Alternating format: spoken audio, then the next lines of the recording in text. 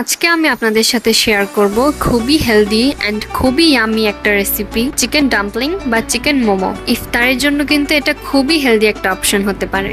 প্রথমেই আমি 250 gram chicken কিমা নিয়েছি। এরপর 1/4 কাপ পেঁয়াজ কুচি, 2 টেবিল চামচ কাঁচামরিচ, 1 টেবিল চামচ সয়া সস, 1 চা চামচ লবণ, 1 চা চামচ গোলমরিচের গুঁড়া, 1 চা চামচ আদা রসুন বাটা এবং 1 টেবিল চামচ লেবুর রস অ্যাড করে দিয়েছি। এরপর আমি হাফ কাপের মতো গ্রেট করা গাজর অ্যাড করে দিয়ে ভালো মতো মিক্স করে 1 টেবিল চামচের মতো তেল গরম করে ওই গরম তেলটা এই মিক্সচারের মধ্যে অ্যাড করে দিয়েছি। এর কারণে মিক্সচারটার মধ্যে এক্সট্রা একটা ফ্যাট অ্যাড হবে। এবার আমি ডো তৈরি করব।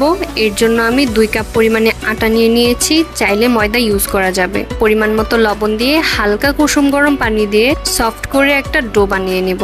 এই ডোটা রেস্ট করানোর কোনোই দরকার নেই। এরপর আমি এই ডোটাকে এভাবে ছোট ছোট পোর্শনে ভাগ করে নিয়েছি। এবার গোল করে কয়েকটা রুটি বেলে নিতে হবে, আর রুটিগুলোকে একটু পাতলা করে বেলে নিতে হবে। এরকম কিছুটা পাতলা হলেই হবে। এবার আমি ডাম্পলিং এর শেপ দিয়ে নিব।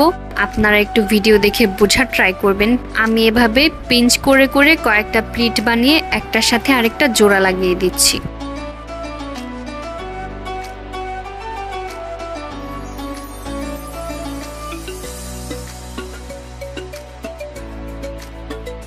চাইলে এটাকে এই শেপেই রেখে দেওয়া যাবে, বাট আমি এটাকে ঘুরিয়ে এনে জোড়া লাগিয়ে দিব, কেন আমার কাছে এই শেপটা দেখতেই বেশি ভালো লাগে।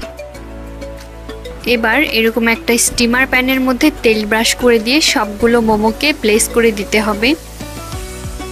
আমি এই মোমোটাকে রাইস কুকারের মধ্যে স্টিম করব। 30 মিনিট স্টিম করে নিলেই কিন্তু হয়ে যাবে। টানটানা, আমার মোমো কিন্তু রেডি। এবার আমি সার্ভ করে নিব। আর আপনাদের যদি এই মোমো সসের রেসিপিটা প্রয়োজন হয় আমাকে বলবেন, কোনো এক সময় আমি শেয়ার করে দিব। আর এই মোমোটা খেতে কিন্তু খুবই মজা হয়েছিল, একদম perfect and juicy. I hope আপনারা বাসায় ট্রাই করবেন।